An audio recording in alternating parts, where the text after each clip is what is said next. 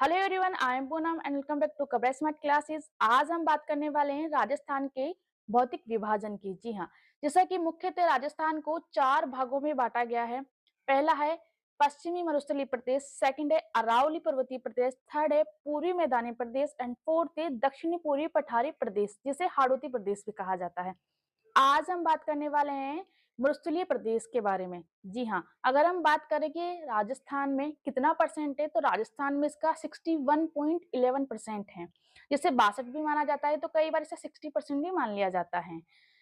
अब हम बात करें कि भारत के कितने राज्यों में है, तो ये भारत के 4 राज्यों में है। सबसे ज्यादा इसका जो विस्तार है वो राजस्थान में है। इंडिया के अलावा जो मरुस्थलीय प्रदेश है वो पाकिस्तान के अंदर भी है, जिसका 14% पार्ट पाया जाता है। अब हम बात करते हैं राजस्थान में पाए जाने वाले पश्चिमी मरुस्थलीय प्रदेश की। राजस्थान में जो पश्चिमी मरुस्थलीय प्रदेश पाया जाता है वो 61.11% है। अब इसमें कौन कौन सी विशेषताएं हैं, कौन कौन सी वनस्पतियां पाई जाती है, कैसे इसकी जलवायु है, कौन सी इसकी मृदा है, इसको लेकर आज हम बात करने वाले हैं। तो सबसे पहले हम राजस्थान के पश्चिमी मरुस्थलीय प्रदेश को दो भागों में डिवाइड करेंगे। फर्स्ट पार्ट है रेतीला शुष्क मरुस्थल एंड सेकंड है अर्ध शुष्क मरुस्थल, जिसे राजस्थान भांगर भी कहा जाता है। हम बात करें रेतीले शुष्क मरुस्थल की, तो इसको टू पार्ट्स में डिवाइड किया जाता है, बालू का स्तूप युक्त मरुस्थलीय प्रदेश और बालू का स्तूप मुक्त प्रदेश। बालू का स्तूप क्या होता है, इसको लेकर डेफिनेशन एंड कौन कौन से इसके प्रकार है, कहाँ कहाँ ये पाए जाते हैं, इनको लेकर हमने शॉर्ट वीडियो चैनल पे डाले हुए हैं, आप उनको जरूर देखें। अगर थार के मरुस्थल के ढाल की बात की जाए तो इसका ढाल उत्तर पूर्व से दक्षिण पश्चिम की ओर है। और अगर इसके विस्तार की बात की जाए तो विस्तार में इसकी जो लंबाई है 640 किलोमीटर है, जबकि जो चौड़ाई 300 है। और औसत ऊंचाई की बात की जाए तो औसत ऊंचाई 150 से 380 मीटर है, जबकि इसका जो क्षेत्रफल है परसेंट में हमने देखा तो 61.11% है। जबकि विस्तार अगर देखा जाए क्षेत्रफल में तो वो 1,75,000 वर्ग किलोमीटर है, जो कि मुख्यतः जहां पर मरुस्थल पाया जाता है। लेकिन अगर टोटल पूछा जाए तो वो 2,09,142 वर्ग किलोमीटर है। अब बात करते हैं इसकी जनसंख्या की, तो इसकी जो इस क्षेत्र में जो पाई जाने वाली जनसंख्या है वो 40% ही है, जबकि इसका क्षेत्रफल इससे ज्यादा है। यानी हम कह सकते हैं कि यहाँ पे जनसंख्या कम पाई जाती है। अगर हम बात करें कितने जिलों में फैला हुआ है, तो अगर पहले की ज्योग्राफी के अकॉर्डिंग देखा जाए तो वो 12 जिले थे, लेकिन अब 4 जिले और नए इसमें जुड़ गए हैं, तो टोटल अब ये 16 जिलों में फैला हुआ है। आप जिलों का नाम इस तरीके से देख सकते हैं, जैसलमेर, बाड़मेर, बालोतरा। जो कि बालोतरा है वो बाड़मेर से अलग हुआ है, जालोर है, पश्चिमी ब्यावर है, फ्लोदी फ्लोदी जो कि जोधपुर से अलग हुआ है, डीडवाना, कुचामन, पाली, नागौर, और जो डीडवाना कुचामन है वो नागौर से अलग हुआ है। उसके अलावा बीकानेर, गंगानगर, हनुमानगढ़, चूरू, झुंझुनू, सीकर में ये पाया जाता है। अगर क्वेश्चन संभाग से आता है कि पश्चिमी मरुस्थलीय जो प्रदेश है वो कितने संभाग के अंदर बटा हुआ है, तो वो 4 संभाग के अंदर है। 4 संभाग है, बीकानेर, जोधपुर, जयपुर, अजमेर। तो इस तरीके से ही हमने देखा इसका विस्तार। अगर हम इसके अक्षांशीय देशांतरी विस्तार की बात करते हैं, तो इसका जो अक्षांशीय व देशांतरी जो विस्तार है वो पाया जाता है 25 डिग्री उत्तरी अक्षांश से 30 डिग्री 12 मिनट उत्तरी अक्षांश तक, व 69 डिग्री 30 मिनट पूर्वी देशांतर से 75 डिग्री 45 मिनट पूर्वी देशांतर तक इसका अक्षांशीय व देशांतरी विस्तार पाया जाता है।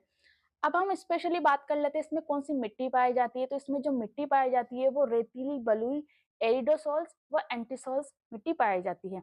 जबकि इसकी जो जलवायु है वह शुष्क एवं अर्धशुष्क है। अगर हम बात करें इसका जो तापमान है वो कितना है, तो इसका तापमान लगभग 42 डिग्री से 48 डिग्री के आसपास पाया जाता है। हम बात करें कि इसमें जो वर्षा है, तो इसको जो वर्षा है वो 0 से 40 या यूं कहें कि 50 सेमी तक इसमें वर्षा होती है। अब बात करें कि वर्षा से कैसे क्वेश्चंस आते हैं, तो सबसे जो रिपीटेड जो क्वेश्चन है वो है कि राजस्थान को डिवाइड करने वाली वर्षा के अकॉर्डिंग वो है 50 सेमी वर्षा रेखा, जबकि पश्चिमी मरुस्थल को 25 सेमी वर्षा रेखा डिवाइड करती है, और 10 सेमी वर्षा जो रेखा है वो केवल जैसलमेर में पाई जाती है। तो इस तरह के क्वेश्चंस वर्षा से यहाँ पर आते हैं।